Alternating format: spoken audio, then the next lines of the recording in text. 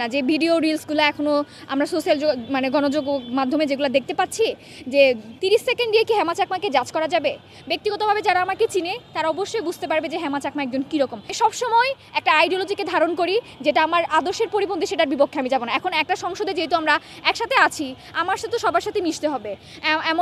এমন নয় যে আমার মতের বিরুদ্ধে তাকে কি আমি গিয়ে নাকের মধ্যে কি ঘুষি মেরে দিব। নির্বাচন তো আসলে আমরা অনেকজনই করেছি। আমি যেহেতু সদস্য পদপ্রার্থী ছিলাম, তো সেখানে 13 জনের যে নির্বাচিত প্যানেল হবে মানে সদস্যদের মধ্যে, তার মধ্যে থেকে আমরা 217 জন নির্বাচন করেছি। এখন আমি প্রত্যেকটা শিক্ষার্থীর দ্বারে দ্বারে পৌঁছানোর চেষ্টা করেছি।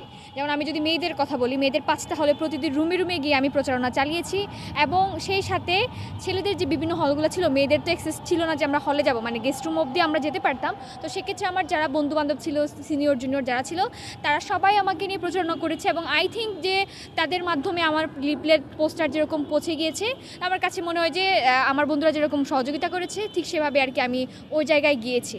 তো আমার কাছে মনে হয় যে আমার এই যে ভোটের জার্নি শেষ হওয়ার পরে নির্বাচিত হওয়া, এটা আমার কাছে মনে হয় যে পুরোপুরি যারা ভোটার ছিল, যারা শিক্ষার্থী ছিল, যারা আমাকে পছন্দ করেছে, যারা আমার কি বলবো, যারা আসলে আমাকে চেয়েছিল যে আমি হয়তো যোগ্যতা, যার কারণে আর কি এই জায়গায় আসতে পারে। আমি সবার কাছে আসলে অনেক কৃতজ্ঞ যে স্রোতের বিপরীতে যেও যে এই একটা অবস্থানে এখনও পর্যন্ত দাঁড়িয়ে আছি। সেটা মনে হয় যে এটা শুধুমাত্র আমি একজন জিতিনি, যে মানে আমার বিশ্ববিদ্যালয়ের 40,000 যে শিক্ষার্থী আছে সবাই জিতেছে। আচ্ছা, প্রথম সবার পরে আজকে খুব বেশি দেরি হয় নাই বোধহয়। এখনও পর্যন্ত অনেকগুলো মিটিংয়ে যাওয়া হয়েছে, মানে সম্পাদক মণ্ডলী থেকে শুরু করে সদস্য সহ আমরা যারা ছিলাম কিছু মিটিংয়ে যাওয়া হয়েছে।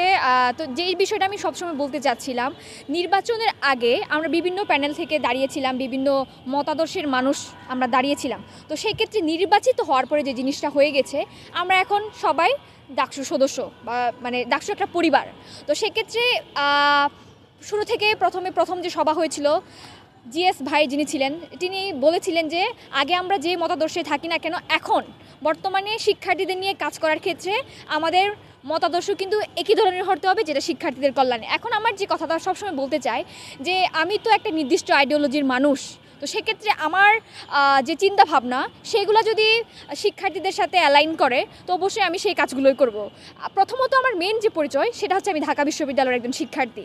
তো সেক্ষেত্রে আগের মতামত কী ছিল বা আগের আইডিওলজি কী ছিল সেগুলো ফ্যাক্টর করবে, কিন্তু সবচেয়ে যে বড় পরিচয় সেটা হচ্ছে আমি একজন ডাকসুর সদস্য।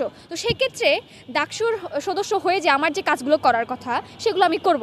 এখন ডাকসুতে যারা নির্বাচিত হয়েছে তারা যদি মনে করে যে শিক্ষার্থীদের নিয়ে কাজ করতে চায়, তাহলে সেক্ষেত্রে তাদের সাথে আমার মানে মতামত অবশ্যই সেম থাকবে।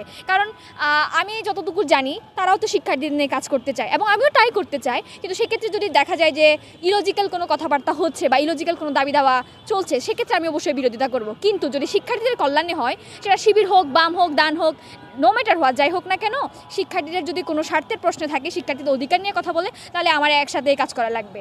যেহেতু আমরা এখন একটা ইউনিয়নের পর্যায়ে গিয়েছি, একটা সংসদে গিয়েছি, তো সেক্ষেত্রে আমার সবার সাথে তো কাজ করা লাগবে। মানে ব্যক্তিগতভাবে হয়তো আমাকে সবাই এখনও চিনে না, যে ভিডিও রিলসগুলো এখনও আমরা সোশ্যাল মানে গণযোগ মাধ্যমে যেগুলো দেখতে পাচ্ছি যে 30 সেকেন্ড দিয়ে কি হেমা চাকমাকে জাজ করা যাবে। ব্যক্তিগতভাবে যারা আমাকে চিনে তারা অবশ্যই বুঝতে পারবে যে হেমা চাকমা একজন কীরকম। আমি ছোটোবেলা থেকে ভীষণভাবে এক্সট্রোভার্ট মানুষ, সবার সাথে খুব ভালো মতো মিশি। এখন ওই প্রথম দিন সভা শেষে আমরা হাসি ঠাট্টা করছিলাম। তো এখানে আসলে মানে ব্যক্তি হেমা হিসেবে বা রাজনৈতিকভাবে হেমা একজন মানুষ, সেটা 30 সেকেন্ড একটা রিলস থেকে সেটা কাউকে জাজ করা যাবে না। কারণ আমরা সবসময় একটা কথা দেখি যে একটা বইয়ের কভার দেখে কিন্তু বইকে জাজ করা যায় না। তো সেক্ষেত্রে আমি মনে করি যে 30 সেকেন্ডের রিল দিয়ে বা 20 সেকেন্ডের রিল দিয়ে হেমা চাকমাকে জাজ করা যাবে না। আমি সবসময় একটা আইডিওলজিকে ধারণ করি যেটা আমার আদর্শের পরিপন্থী, সেটার বিপক্ষে আমি যাব না। এখন একটা সংসদে যেহেতু আমরা একসাথে আছি, আমার সাথে সবার সাথে মিশতে হবে। এমন নয় যে আমার মতের বিরুদ্ধে তাকে কি আমি গিয়ে নাকের মধ্যে কি ঘুষি মেরে দিব, এই বিষয়টা তো এরকম না। তো অবভিয়াসলি আমি যখন কাজ করব সবাইকে নিয়ে কাজ করব। এখন আমার আদর্শের প্রশ্ন যেটা আছে সেটা আমি আমার জায়গায় অটল রাখবো, এবং শিবির হয়ে যাওয়া না যাওয়া এটার প্রশ্নই আসতেছে না। মানে আমি তো একজন হেমা চাকমা, আমি মানে ক্যাম্পাসে যেরকম একটা ন্যারেটিভ এস্টাবলিশমেন্ট হয়েছিল যে এই জায়গায় গেলে ভোট পাওয়া যাবে না, বামপন্থীদের কোনো ভোট নাই, সেই জায়গায় কিন্তু আমরা দেখেছি আমার জিএস পদপ্রার্থী মেঘদা সে কিন্তু 5,000-এর মতো ভোট পেয়েছে। তার মানে এটা আপনি বলতে পারবেন না কখনো। আমার কথা হচ্ছে আমার আদর্শের সাথে যেটা যুক্তিযুক্ত এবং আমার শিক্ষার্থীদের প্রশ্নে যেটা যুক্তিযুক্ত সেটা নিয়ে আমি কাজ করব। এটা নিয়ে 30 সেকেন্ডের ভিডিও নিয়ে আমি আবারও বলছি 30 সেকেন্ডের ভিডিও নিয়ে কাউকে আপনি জাজ করতে পারবেন না। এবং ব্যক্তি হেমা হিসেবে আমি খুবই ফ্রেন্ডলি, সবার সাথে খুবই ভালো আচরণ করি। দ্যাট ডাজ নট মিন যে আমি সবার সাথে গিয়ে শিবির হয়ে যাবো এরকম। এটা আসলে যদি বলতে যাই যে আমি তো একজন এখন ডাকসু প্রতিনিধি, তো সেক্ষেত্রে আমার মতামত এজেন্ডা বাস্তবায়ন কীভাবে করবো সেটা হয়তো দেখা যাবে আমার পরবর্তী কার্যক্রমের মাধ্যমে। এটা একটু সাসপেন্স হিসেবে রাখি।